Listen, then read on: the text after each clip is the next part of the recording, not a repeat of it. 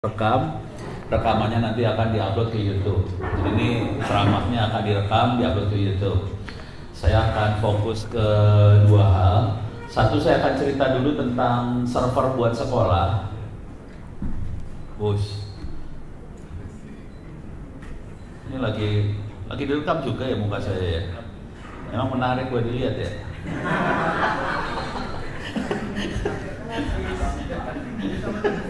Kalau saya sih nggak suka ngeliat muka. Oke, ini saya kasih lihat di sini. Ini bukan di internet, ini adanya di kolom situ.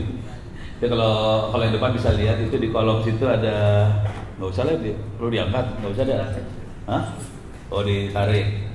Ya ini bisa lihat di kolom ada komputer. Itu nggak ada sambungan ke internet. Komputernya disambungin kabel jaringan masuk ke, ada kecil, ada wifi di bawahnya, disambungin kayak gitu. Ini dirancang buat di sekolah. Jadi kita bisa lihat di sini ada apa? Kayak LMS, Learning Management System. Jadi buat e-learning. Ini kelihatan ada SD, SMP, SMA. Saya gedein ya. Ada SD, SMP, SMA. Ini isinya buat latihan soal. Semua mata pelajaran SD, SMP, SMA. Ini free ya. Tapi nanti tolong kasih ongkos inilah ngopi aja kalau ke Unira ya. Nggak perlu. Oh nggak perlu. Alhamdulillah. Jadi ini bisa buat latihan. Saya kasih lihat yang latihannya dulu ya.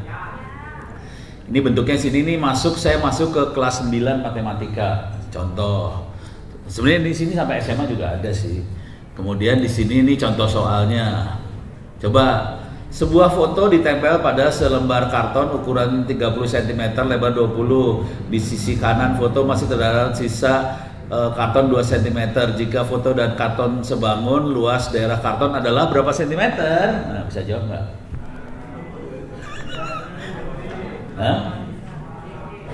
Ya harus pakai kalkulator ya. Ini ABCD yang mana? C. Kok jago ya? Kok tahu sih? Ya yang bener C. Ya pokoknya bener lah ya. Pokoknya bener kayak gitu. Jadi anak-anak, siswa, adik-adik Anda itu jadi bisa pintar. Jujur aja saya pakai ini buat si Bontot, anak saya yang paling kecil waktu kelas 6 SD. Ya udah, karena anaknya bandel, kerjanya nonton YouTube. Saya pasang ini di rumah. Tiap pulang sekolah saya tanya, sudah ngerjain tryout belum deh? Udah, nilainya berapa? 60, ya kerjain lagi ya gitu. Akhirnya pintar, dia lulus. Akhirnya dengan YouTube-nya lulus. Terus sekarang ini masuk ini ya. Ini perpustakaan. Bentar. Ini saya lagi masuk jaringan yang mana? Oh, salah masuk jaringan. Saya pindah jaringan dulu, pindah jaringan. Oke. Mudah-mudahan masuk. Oke. Ini perpustakaan digital, bentuknya seperti ini. Oke. Saya bisa masuk, ini ada buku-buku kelas 1, 2, 3 sampai kelas 12. Saya masuk ke kelas 12 SMA misalnya. Di sini ada, mau pelajaran apa? Buku pelajaran apa mau dilihat? Ini yang dari sekolah-sekolah. Kalkulus. Berarti matematika dong. Bentar harus. Ini kimia lah ya, kimia. Tadi dengar suara kimia ya. Hah? Apa? Sosiologi. Ya udah. Ini tinggal diklik aja loh. Ini diklik aja, langsung dapat. Cepat nggak? Cepat ya. Wah, karena internet itu kencang sebenarnya. Kalau tidak pakai punya pemerintah, punya operator.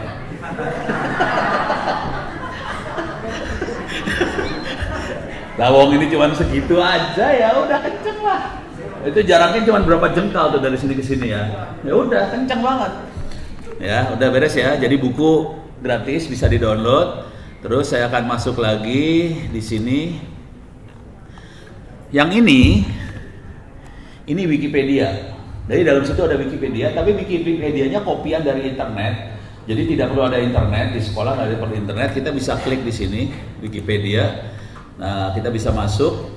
Ini ada klik warna merah putih. Kita bisa lihat negara kepulauan. Saya klik lagi negara kepulauan itu apa. Di sini ada PBB diklik, ada apa diklik. Ya udah bisa diklik semua. Jadi artinya ilmunya sudah ada di lokal di sekolah. Oke. Coba ini apa? Oh ini udah ya. Oh ini mah tentang Ono. Ono ini di internet beneran. Tapi kira-kira gitu ya. Jadi nanti kalau teman-teman di sekolah pengen, guru-guru sekolah pengen ngopi, punya sekolah server sendiri, silahkan. Nanti koordinasi sama Pak Yasir atau Pak siapa ya? Pak Yasir silahkan ya. Pak Soleh. Ya Pak Soleh. Selamat bertugas Pak Soleh. Semoga amal ibadahnya diterima dan dilipat gandakan.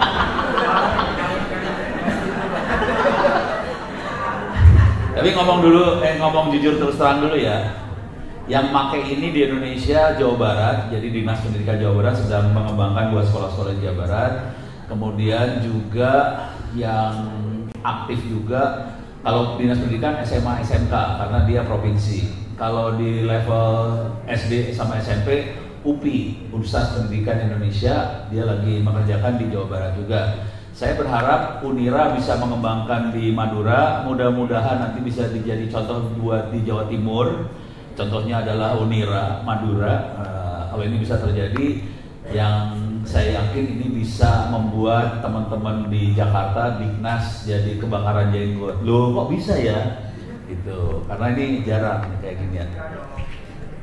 Beres ya, mudah-mudahan bisa keren Unira. Nah, sekarang saya tutup ini, beres. Saya akan ganti topik. Oke. Saya pindah wifi dulu. Saya masuk ke wifi yang internet yang gede. Oke, sekarang topiknya lebih ke arah bagaimana caranya masuk neraka. Ini ada di Oke. Ini minta maaf nih digedein biar kelihatan. Saya masuk ke web namanya opencourse.itts.ac.id. Tolong dicatat di dalam kepala, opencourse.itts.ac.id. Ini free, gratis. Bisa bikin login di sekolah di situ. Kalau udah masuk login, di sini ada create new account. Oke. Teman-teman bisa bikin login. Saya akan login di sini. Oke. Di dalamnya kuliah-kuliah kami di kampus kita lepas free, gratis, silakan diakses. Nggak usah bayar apa-apa. Nah, ini saya kasih contoh aja. Di sini ada ini kegedean. Saya jadi nggak bisa lihat.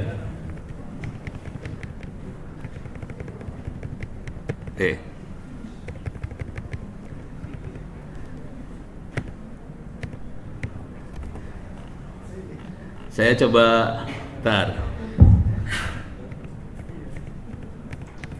Nah itu, saya nggak biasa lihat yang gede, biasa lihat yang kecil. Oke, di sini ada banyak course-nya, bisa dilihat sebetulnya. Saya akan masuk kuliah yang berhubungan sama materi hari ini ya. Jadi materi hari ini sebetulnya kuliah 1 semester, 6 bulan. Salah. Oke, kuliah 6 bulan. Di sini ada kuliah ini yang AI, yang ini adalah big data sama data analisis. Cuman saya akan loncat. Di sini ada cloud computing, ada computer network, ada cyber security. Oke, saya gedein. Ini kuliah cyber security adalah materi yang kita bahas hari ini. Saya klik dulu. Halah, kenapa ini?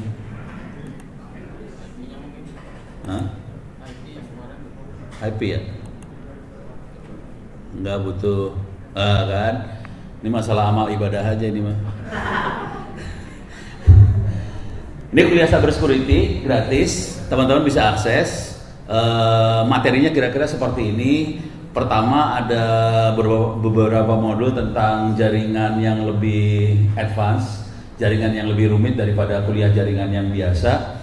Di sini diajarkan tentang IP versi 6, routing. Di sini ada advanced routing. Ini routing yang biasa dipakai di provider. Kemudian di sini diajarkan tentang bagaimana cara membuat Telkomsel sendiri, seluler sendiri. Kita bisa bikin sendiri.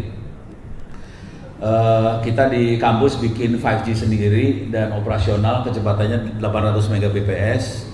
Kemudian ini juga cara mengukur jaringan dan sebagainya. Sesudah itu, ini masih belum cyber security sebetulnya. Kemudian kita ajarin bagaimana cara masuk neraka dulu. Ini intro hacking, persiapan hacking, intelijen, ini sniff tuh penyadapan, hacking wireless, attack password, attack database, benar-benar nyerang. Oke. Setelah udah tahu bagaimana teknik serangan, baru kita masuk cyber security. Di sini ada cyber security itu apa, vulnerability itu kira-kira kita melihat kelemahan yang ada di sistem.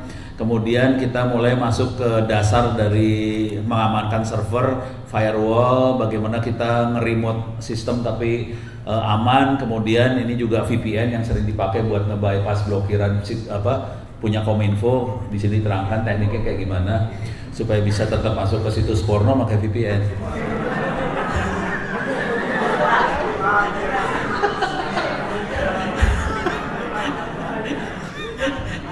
Kemudian di sini ada web application firewall, itu sama lagi firewall tapi levelnya aplikasi. Bagaimana kita mempertahankan host, kemudian kita mendeteksi serangan. Ilmu yang terakhir ini mendeteksi serangan agak rumit karena sekarang serangannya diacak semua pakai enkripsi. Jadi ini termasuk bahan penelitian buat S2, S3 sih sebenarnya. Oke.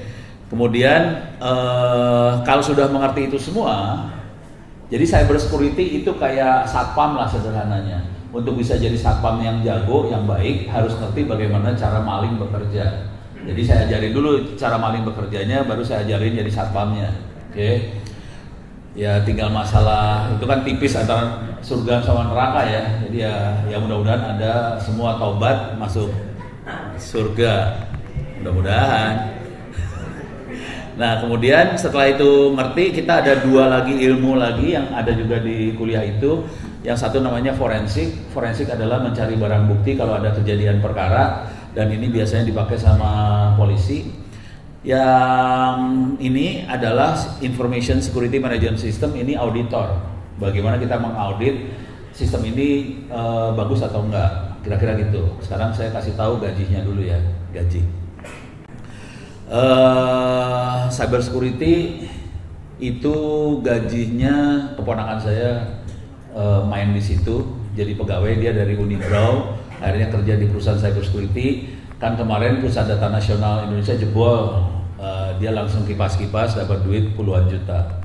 Ya udah, kira-kira kayak gitu. Oke. Kalau hacking, yang hacker tadi uangnya tuh sekitar 20-30 juta, kerja sekitar seminggu. Hacker gitu ya. Untuk apa? Mereka rata-rata dikontrak sama perusahaan. Perusahaannya nanya, ini sistemnya kita bagus apa kagak? Untuk ngecek bagus apa enggak, dijebolin. Jadi untuk jebolin dikasih duit. Enak kan hidupnya? Enak. Jebolin kasih duit. Dah 20-30 juta, kerja seminggu. Oke, yang kalau cyber security itu bulanan. Daerahnya rata-rata sekitar 30-an sih sebenarnya. Tapi kalau lagi kasus seperti kemarin, langsung bonusnya tinggi banget. Itu ya, sampai 80-an. Nah, yang ini, yang parah dua ini. Yang ini nggak terlalu besar, Information Security Management System nggak terlalu besar. Ini cuman sekitar sampai 30 sampai 70-an juta lah. Kerja sekitar 3 bulan. Yang ini, karena dia audit. Jadi dia ngelihat satu sistem, dinilai sistemnya layak apa enggak. Itu kerjaan daerah situ. Yang gede banget uangnya yang ini, forensik. Ini saya punya paling enggak 3 teman forensik yang Indonesia yang paling bagus. Ada yang namanya Calvin Silain, kemudian ada yang namanya Joshua Sinambela, itu ada di Jogja. Dia kalau Calvin itu lebih forensik buat aplikasi perbankan. Joshua itu lebih ke arah handphone. Satu lagi Ruby Alamsyah. Ruby Alamsyah adalah yang paling senior di antara mereka semua. Ruby itu biasanya dipanggil sama polisi, dipanggil sama Mabes. Kalau ada kejadian perkara dia dipanggil. Nah yang ini forensik ini penghasilannya sekitar 200-an juta, kerjanya sekitar 2 minggu. Aduh minta maaf ya Pak Dekan. Maaf. Ini Pak Dekan bisa kerja setahunan itu. Ini 2 minggu. Memang kurang ajar sih orang-orang ini, tapi apa boleh buat lah. Dunia kadang-kadang tidak adil ya. Ya, tapi ini bisa terjadi kalau Anda menguasai ilmu yang di bawahnya. Oke. Sekarang karena waktunya sempit, saya akan demokan bagaimana teknik melakukan serangan dan bagaimana kita melihat serangan itu dan bagaimana kita bisa melakukan forensiknya sekalian. Oke. Kita mulai dari serangan yang gampang dulu ya. Untuk belajar nyerang, jangan nyerang ke situs seperti ini nih. Saya tulis ada ya situsnya. Misalnya presidenri.go.id. Ini kita verify saya manusia, oke. Nah ini situs presiden. Udah ganti jadi ini belum Prabowo? Oh, udah ganti Prabowo. Oke, ngecek doang. Ini jangan diserang karena berdasarkan peraturan dari Undang-Undang Informasi Transaksi Elektronik. Kalau Anda melakukan scan situs ini, Anda akan ditangkap di penjara sekitar 6 tahun dengan denda 600 juta. Scan itu seperti apa? Saya kasih contoh scan. Oke. Ini jangan dipraktekkan ya. Saya gedein hurufnya supaya enak lihatnya. Oke. Clear layar. Sudo su. Saya jadi super user. Oke, salah pencet. Oke, saya akan nge-scan. Kalau Anda perhatikan, saya nggak pakai window ya. Jadi kalau udah main di dunia hitam seperti ini, kita biasanya nggak pakai window karena kita pakai Linux yang lebih enak buat masuk neraka. Jadi kita pakai Linux aja.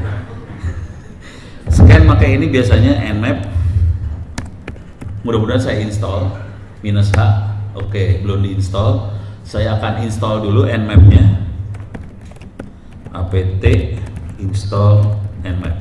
Jadi cara install aplikasi cuma gini aja. Yes. Kenapa? Oh, pakai itu. Biar enggak.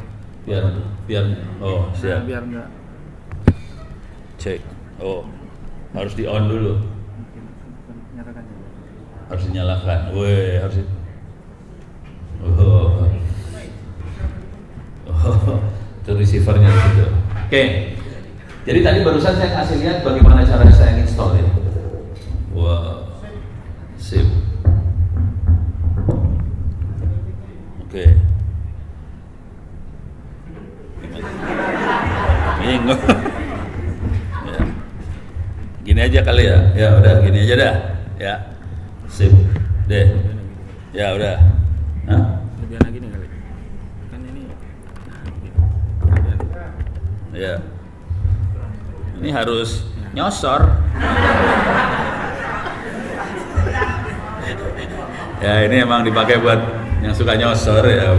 Siap ya. Kita akan coba Nmap. Nmap-nya baru install. Saya nginstall tadi. Pakai apt install Nmap ke install. Enaknya Linux gitu. Jadi kita nggak usah nyari-nyari di internet segala macam. Kalau kita tahu namanya ya install aja langsung beres. Sekarang saya akan coba nyerang. Clear layar. Nmap. Kalau aplikasi-aplikasi seperti ini kita ngetik. Jadi nggak kayak Windows ya. Kalau Windows kan pakai mouse klik. Ini nggak diketik. Biasanya kalau mau tahu semua perintahnya kasih -H. Dia langsung ngasih tahu perintahnya apa aja. Kalau mau baca ya dibaca di sini ya. Maaf boleh bacanya. Cuma saya kasih tahu triknya. Triknya gampang sih. Kalau baca sesuatu, jangan baca dari ujung sampai ujung, pasti pusing. Bacanya cuma bagian yang ini aja nih. Nih ada tulisan example, ya udah cuma ini aja contoh. Nggak usah tahu belakangnya, ntar aja, nanti aja. Beres ya. Saya akan masuk example ini. Sekarang saya akan ngasih contoh. Saya ambil ini, klik kanan copy. Saya clear dulu layar. Saya paste di sini. Oke. Cuman ini kan kalau scan me Nmap nggak rame. Jadi kita harus coba yang lebih rame. Contohnya adalah presidenri.go.id. Itu lebih rame ya. Jangan khawatir kalau Anda ketahuan, Anda urusannya 6 tahun penjara dan denda 600 juta ya. Ya. Yang ditangkap jangan khawatir, Pak Dekan nanti.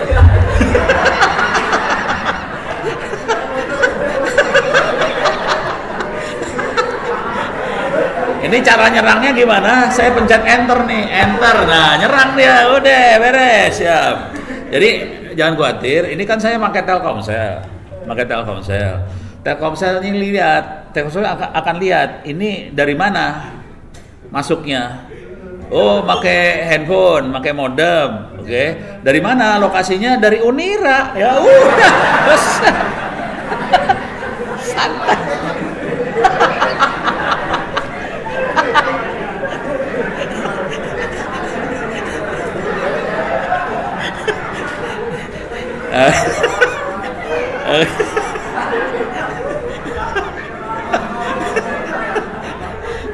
Oke. Nah, ini langsung dia bisa ngelihat, di sini bisa kelihatan ini kenapa kok banyak sekali port yang kebuka ya gitu. Ini salah satu. Ini bukan bego ini sebenarnya. Jadi kalau kita orang security biasanya ngelihatnya gini. Masing-masing aplikasi ada nomor portnya. Kayak web portnya nomor 80, HTTPS nomornya 443, masing-masing aplikasi punya port. Cuman ini kan portnya banyak banget ya. Nah, ini adalah teknik pertahanan yang dipasang di situs Presiden RI. Dia akan bikin pusing hacker. Dia akan bikin hackernya berpikir, ini aplikasinya banyak banget yang jalan. Nah, hackernya buyang kan, mau nyerang yang mana kan? Nah, itu tekniknya. Ini teknik pertahanan sih sebenarnya yang dilakukan sama dia. Gitu. Seru loh kalau udah scan-scan kayak gitu. Oh, gini tuh caranya. Oh, gitu tuh. Ini beres ya? Sip? Oke. Ya, jangan khawatir Pak Dekan, mungkin sekitar semingguan lagi lah.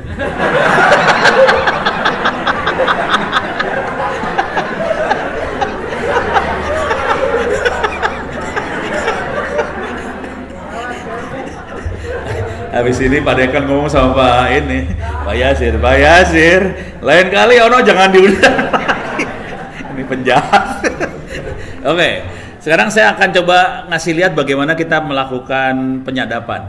Oke. Untuk menyadap, saya akan nyalakan server di komputer saya. Ini ada beberapa server, di sini ada Ubuntu Korban. Saya akan coba nyalain, mudah-mudahan bisa. Oke. Oke, dia lagi saya onin dulu. Jadi kalau mau latihan yang bener bukan kayak gitu sebenarnya, jangan ya. Tadi jangan, itu bercanda banget. Tapi paling enak bercandain Dekan soalnya.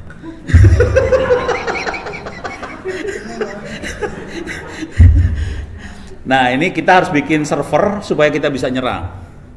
Jadi saya bikin server yang memang buat latihan.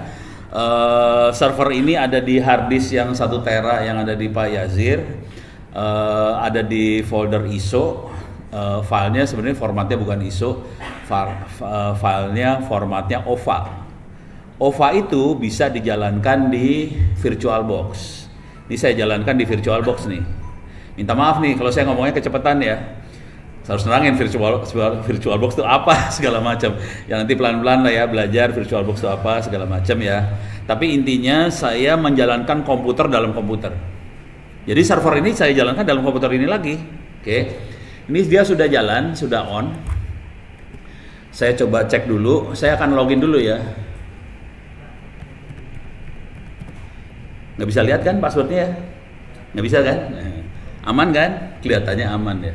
Nanti saya kasih lihat bagaimana teknik nyadap supaya kita bisa lihat passwordnya. Oke.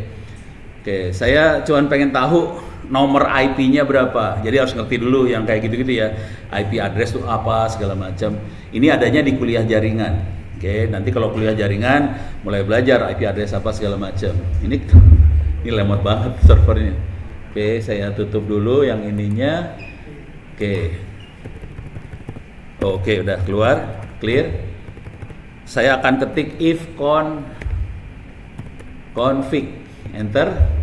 Kelihatan nomornya 192.168.43.198. Oke, itu punyanya server. 192.168.43.198. Sekarang saya akan ngasih lihat bagaimana kita melakukan penyadapan. Oke, di sini saya akan jalankan software buat nyadap. Softwarenya namanya Wireshark, bisa diambil di mana plus, ini dia. Saya masuk ke sini ya, Wireshark. Saya gedein lah biar kelihatan. Wireshark namanya, dimasukin ke kepala aja. Wire tuh kabel, shark tuh ikan hiu ya. Enter. Nah di sini ada download. Kalau kita download, kita bisa ambil aplikasi untuk nyadap untuk Windows. Ini buat Windows ada, buat Mac OS, buat Linux ada. Jadi kita bisa melakukan di Windows juga bisa sih, kayak ginian. Oke. Nah sekarang kita akan nyadap ya. Oke. Wire, saya jadi super user dulu yang paling enak, sudo Wireshark. Enter. Ini mulai jalan aplikasinya. Ini nyadap ini ya, udah mulai nyadap ini. Ini kelihatan ini ada apa? Ada apa? Ya pokoknya ada grafik-grafik kayak gitu. Itu menandakan ada lalu lintas data yang dia lihat sama komputer ini ngelihat. Saya akan capture. Kalau buat pemula biasanya yang dibutuhkan adalah capture sama analyze. Saya akan capture, start.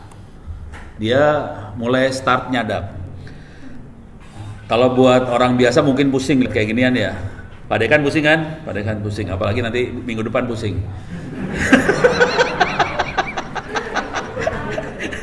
Makin sedih. Jadi ini buat orang biasa pusing. Sekarang saya akan coba masuk ke dalam server. Saya akan buka ini baru, saya gedein biar kelihatan dari jauh. Oke.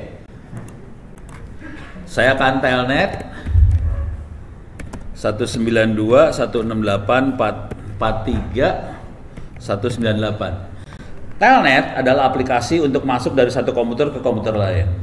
Cuman telnet itu tidak dienkripsi. Tidak dienkripsi artinya nggak ada pertahanan buat penyadapan. Jadi apapun yang dikirim bisa ditangkap sama yang nyadapnya tadi. Saya akan enter. Servernya tadi kelihatan username-nya Ono. Salah. Ono. Oke. Sekarang saya masukin password. Perhatiin, kelihatan nggak passwordnya? Nggak kelihatan ya? Aman nggak? Dengan yakin ya, aman. Oke, saya enter ya. Saya enter, saya bisa masuk ke server nih sekarang. Di server ini kalau ininya bentuknya dolar, kita user biasa, bukan user yang super user, bukannya admin. Saya akan merubah diri saya jadi admin. Caranya saya ketik sudo su. Saya akan masukin password lagi. Kelihatan? Nggak kelihatan ya? Aman? Aman. Enter. Oke. Ini bayangkan ini server. Servernya punya server ini sama kalau pakai emailnya Gmail, pakai punyanya apalagi Yahoo apa segala macam, sama aja servernya. Saya akan kasih lihat semua email yang ada di server itu ada di sini sih sebenarnya. cd var spool mail.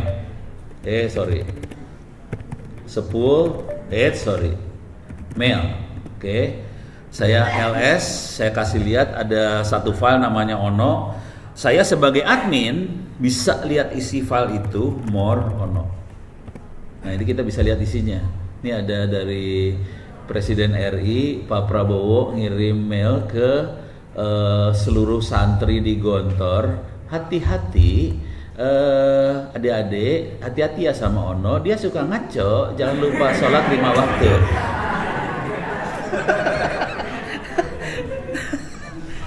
Oke, ini mail buat santri di Gontor, ada di sini dari Pak Prabowo, percaya? Jadi minggu lalu saya ke Gontor ngasih demo, jadi saya kasih lihat bagaimana caranya menipu pura-pura jadi Presiden RI. Ya udah kayak gitu. Kalau orang yang biasa, bayangkan dapat email atau dapat WhatsApp dari Prabowo, wah itu langsung hatinya berbunga-bunga kan. Apalagi kalau tulisannya mohon secepatnya hadir di istana, wah larilah ke istana gitu. Jadi ini tekniknya kayak gini sih. Ini bayangkan admin Gmail bisa baca email Anda sebetulnya. Beres ya. Ini contohnya. Sekarang kita lihat. Tadi waktu masukin password nggak kelihatan kan? Aman ya? Nah, mari kita buktikan betapa amannya Republik ini, gitu ya.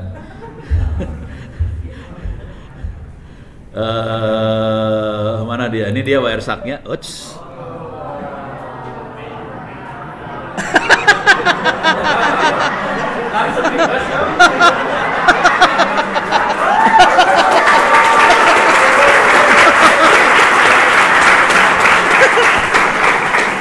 Bentar.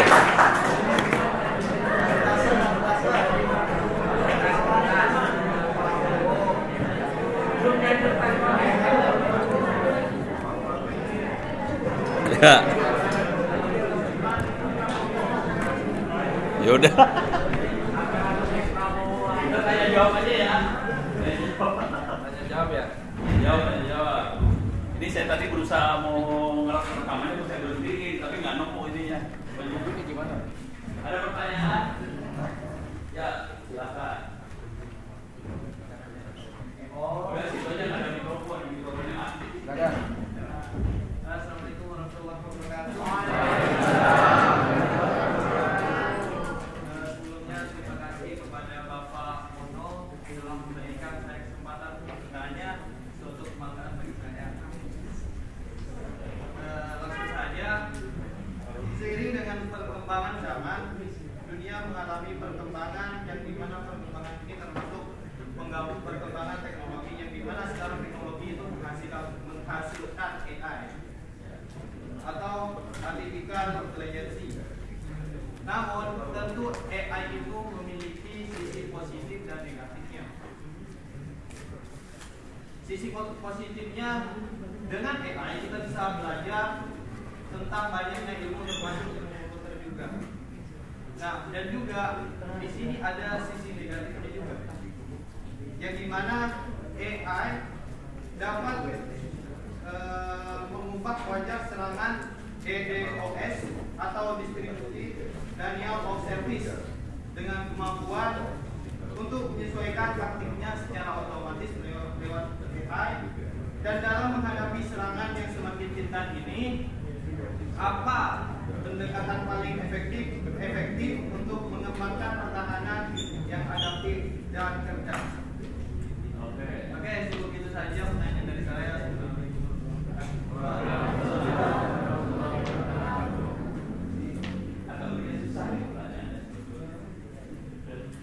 Oke, saya nanya balik dulu ya.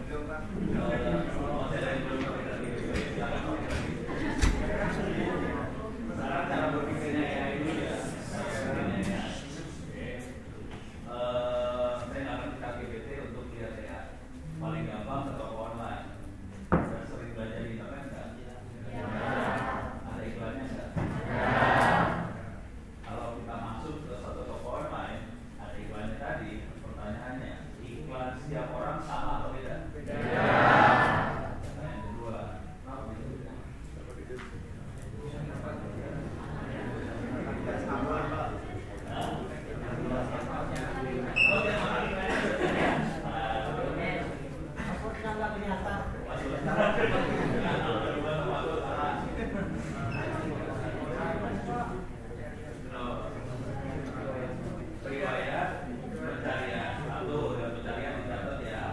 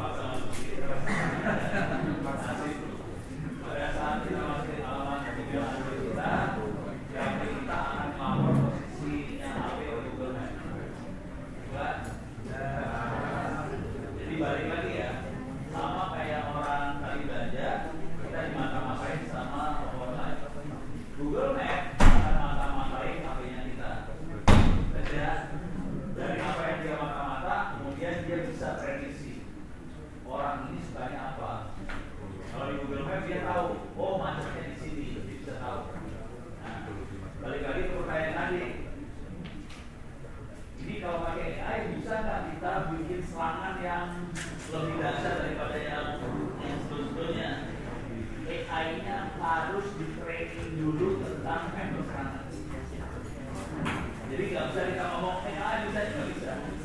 Jadi kita si AI harus training cara nyerang seperti apa. Setelah udah tahu cara nyerangnya segala macam, baru AI-nya ngasih perintah ke komputer atau apa buat nyerang.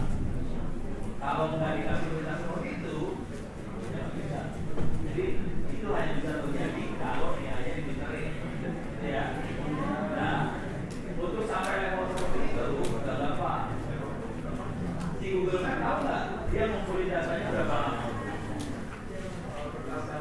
Bertahun-tahun, bisa tahu dari tahun berapa? Coba tebak dari tahun berapa? 2000 berapa? 13 salah. 14 salah. Jadi kalau mau iseng, Google Map lihat dia lihat dari tahun berapa. Nanti kelihatan dia mulai mencatat semua gerakannya kita dari tahun 2009. Sama jaringan juga dia harus mencatat segala macam serangan yang banyak tadi dikumpulin masukin di AI, baru AI-nya bisa nyerang. Kalau kita tahu punya data seperti itu, AI-nya nggak bisa nyerang sebenarnya. Gitu ya. Nah, sekarang gimana caranya supaya kita bisa menghindari serangan-serangan yang kayak gitu? Menghindari supaya kita nggak bisa dilihat sama Google lagi caranya?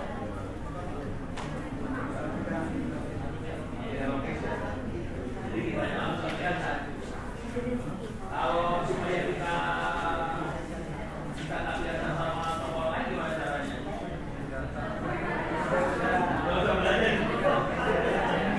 Jadi caranya sebetulnya kita harus tahu dia ambil datanya seperti apa. Dari situ dia akan mencari seperti apa. Kira-kira yang misalnya kalau dia akan melakukan itu biasanya dia akan kirim paket banyak dari servernya dia ke tempatnya kita. Itu pasti terlalu banyak hutang kan? Nah, kita koordinasi aja sama yang mereka berubah ini, kita atas, kita ngomong ini, Mas, tolong blokir ID terang ini, blokir. Jadi sesederhana itu sih sebetulnya. Kalau kita tahu teknik serangannya, terus ya. Sorry, saya terangnya jadi banyak soalnya di bukunya ini aja kalau saya terangnya dulu. Oke, ada pertanyaan lagi? Ada pertanyaan lagi? Woi, banyak. Perempuan dulu ya. Yang laki belakangan ya. Mampu baca. Dari panitia ya.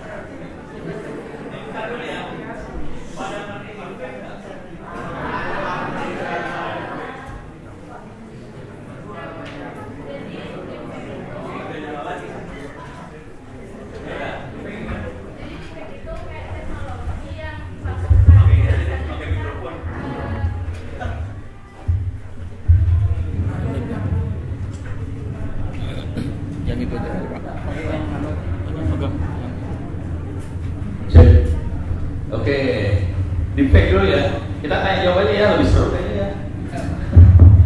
Oke, soalnya ini agak kecampur pertanyaannya. Oh, oke. Ya, oke. Jadi deepfake itu kamera. Jadi deepfake itu teknologi yang memungkinkan pembuatan gambar atau video palsu yang telah menjadi ancaman besar di negara kita sekarang. Ya. Oke. Terus Jadi deepfake-nya dulu ya. Cara kerjanya seperti apa deepfake itu? Gitu ya. Benar ya?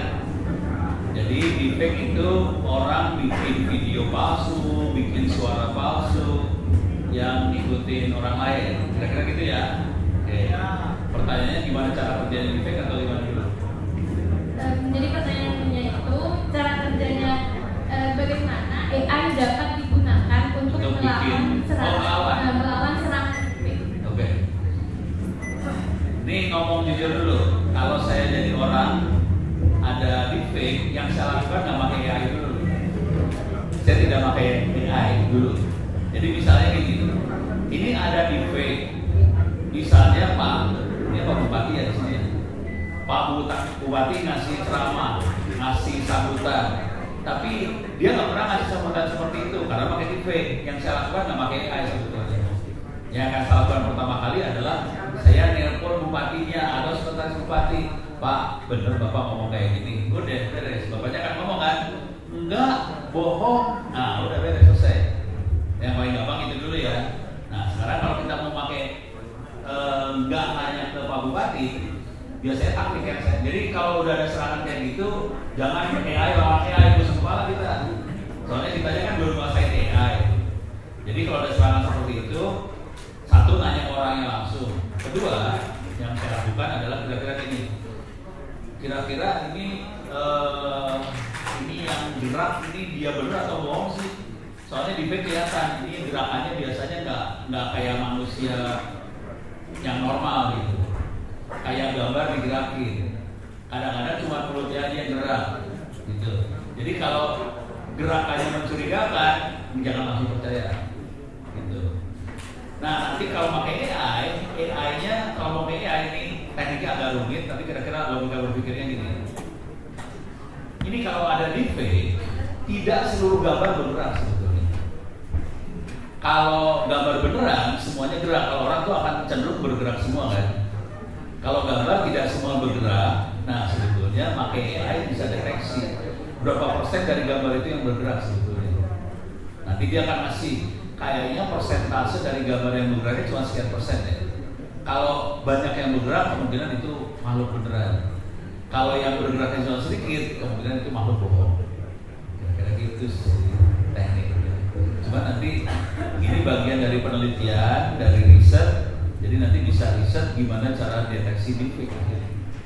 Bisa jadi S2 bukan S1 lagi. Oke ya? Oke. Terima kasih. Pertanyaan yang lain, mumpung ada mikrofon. Wah.